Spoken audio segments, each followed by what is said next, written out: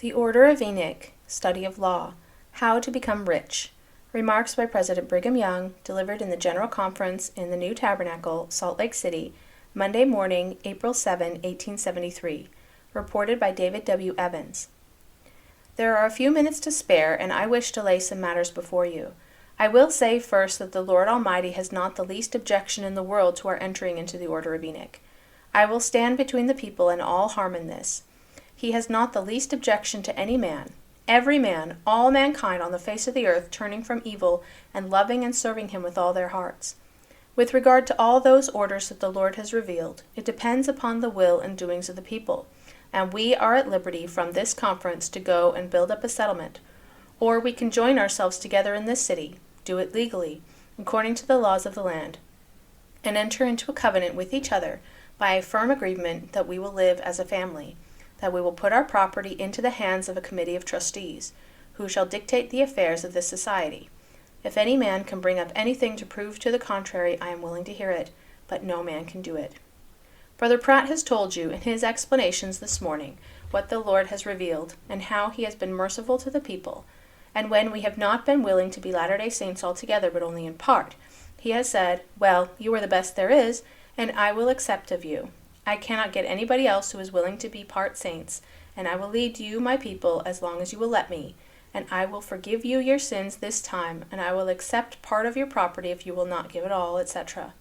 All showing the kindness and forbearance of our Father in heaven. But he has not the least objection in the world to our being perfect saints. I have a few things to lay before the conference, one of which is, and I think my brethren will agree with me that it is wise and practicable, for from 1 to 5,000 of our young and middle-aged men to turn their attention to the study of law. I would not speak lightly in the least of law. We are sustained by it. But what is called the practice of law is not always the administration of justice, and would not be so considered in many courts. How many lawyers are there who spend their time from morning till night in thinking and planning how they can get up a lawsuit against this or that man, and get his property into their possession? Men of this class are land sharks, and they are no better than highway robbers, for their practice is to deceive and take advantage of all they can. I do not say that this is the law, but this is the practice of some of its professors. The efforts of such lawyers, if they are paid well, is to clear and turn loose on society the thief, perjurer, and murderer. They say to the dishonest and those who are disposed to do evil, "Go and lay claim to your neighbor's property, or to that which is not your own, or commit some other act of injustice, and pay us, and we will clear you and make your claim appear just in the eye of the law." And officers and judges too often join in the unrighteous crusades for the lawyers to wrong the just. I have been in courts and have heard lawyers quote laws that have been repealed for years, and the judge was so ignorant that he did not know it, and that the lawyer would make him give a decision according to laws which no longer existed. Now I request our brethren to go and study law, so that when they meet any of this kind of lawyers, they will be able to thwart their vile plans. I do not by any means say these things of all lawyers, for we have good and just men who are lawyers, and we would like to have a great many more. You go to one of the pettifogging class of lawyers, and get him to write a deed for you, and he will do it, so that it can be picked to pieces by other lawyers. Employ such a man to write a deed, bond, mortgage, or any instrument of writing, and his study will be to do it so that it will confound itself. This is the way that such men make business for their class. We want from 1 to 5,000 of our brethren to go and study law. If I could get my own feelings answered, I would have law in our school books, and have our youth study law at school, then lead their minds to study the decisions and counsels of the just and wise, and not forever be studying how to get the advantage of their neighbor. This is wisdom. My mind is so led upon the subject Brother Pratt has been speaking upon with regard to the orders that God has revealed, that I can hardly let it alone when I am talking to the people. He said there are many rich men who are willing to do anything that the Lord requires of them. I believe this, and there is quite a number of poor men likewise who would like to do anything if they could only know that it was the will of the Lord. I am about to make an application of my remarks with regard to the willingness of men, but in this I shall accept Brother Pratt for the simple reason that I do not know a man who is more willing to do what he is told than he is. If he is told to teach mathematics, he is willing to do it. If he is told to make books, preach the gospel, work in a garden, or tend cattle, he is willing to do it. and I know no man more willing to do anything and everything required of him than he is. But I want to say to our willing, kind, good brethren, that, so far as obeying the orders which God has revealed, I can bring the rich into line quicker than I can get many poor men who are not worth $1 and who do not know how to raise a breakfast tomorrow morning. I have tried both, and know. Who is there among us who came here rich? It was alluded to by Brother Pratt. Look over our rich men. Where are they? Who is there among the Latter-day Saints that is wealthy?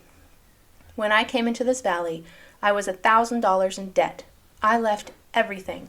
I think I got $300, a span of horses, and a little carriage for all my property I left in Nauvoo. When I bought cattle, horses, and wagons, and traded and borrowed, and got the poor here by scores myself, and I have paid for these teams since I have been here. When I got here, I was in debt only about $1,000 for myself and family to a merchant in winter quarters, but I was in debt for others, and I have paid the last dime and I know anything about. When I reached here, I could not pay 1/10. I could not pay my surplus. I could not give my all, for I had nothing. Here is Horace S. Eldridge. He's one of our wealthy men. What did he have when he came here?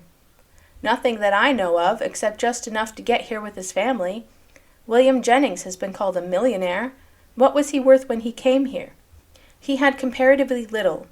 Now he is one of our wealthy men. William H. Hooper is another of our wealthy men. He is worth hundreds of thousands of dollars. How much had he to pay as surplus when he came here? He could pay no surplus, for he was worth nothing, but he is now wealthy. If he had gone to California, I believe he would have been poor today. There is any amount of property, and gold and silver in the earth and on the earth, and the Lord gives to this one and that one, the wicked as well as the righteous, to see what they will do with it. But it all belongs to him. He has handed over a goodly portion to this people, and through our faith, patience, and industry, we have made us good, comfortable homes here. And there are many who are tolerably well off, and if they were in many parts of the world, they would be called wealthy. But it is not ours, and all we have to do is to try and find out what the Lord wants us to do with what we have in our possession, and then go and do it. If we step beyond this, or to the right or to the left, we step into an illegitimate train of business. Our legitimate business is to do what the Lord wants us to do with that which he bestows upon us, and dispose of it just as he dictates, whether it is to give all, 1/10, or the surplus. I was present at the time the revelation came for the brethren to give their surplus property into the hands of the bishops for the building up of Zion. But I never knew a man yet who had $1 of surplus property.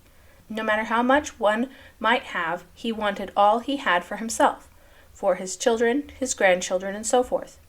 If we are disposed to enter into covenant one with another, and have an agreement made according to the laws of our land, and we are disposed to put our property into the hands of trustees, and work as we are directed, eat, drink, sleep, ride, walk, talk, study, school our children, our middle-aged and our aged, and learn the arts and sciences, the laws of the priesthood, the laws of life, anatomy, physic, and anything and everything useful upon the earth, the Lord has not the least objection in the world, and would be perfectly willing for us to do it, and I should like right well for us to try it.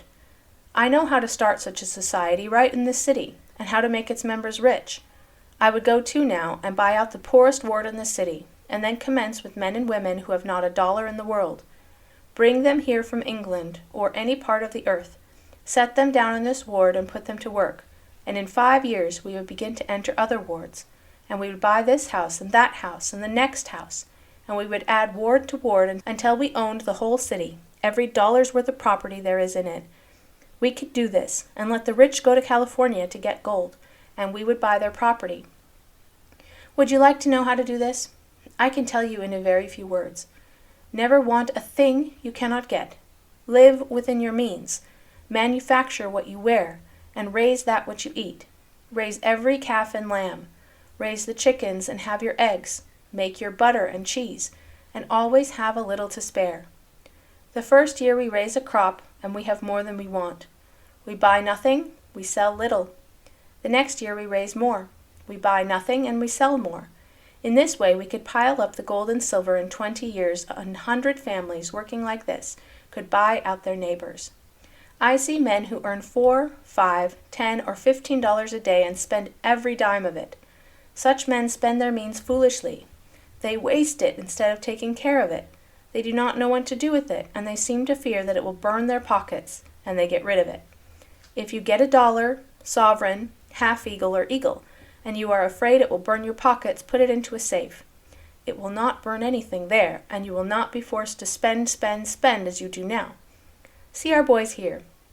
Why, if my boys, at the time they are 20, have not a horse and carriage to drive of their own, they think they are very badly used, and say, well, I do not think father thinks much of me. A great many things might be said on that subject I do not want to say. Brethren, we want you to turn in and study the laws of the territory of Utah, of this city and other cities, and then the statutes of the United States and the Constitution of the United States. Then read the decisions of the Supreme Court.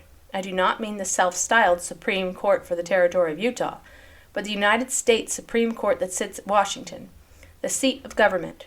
Read up their decisions, and the decisions of the English judges, and the laws of England, and of other countries, and learn what they know. And then, if you draw up a will, deed, mortgage, or contract, do not study to deceive the man who pays you for this, but make out a writing or instrument as strong and firm as the hills, that no man can tear to pieces, and do your business honestly and uprightly, in the fear of God, and with the love of truth in your heart.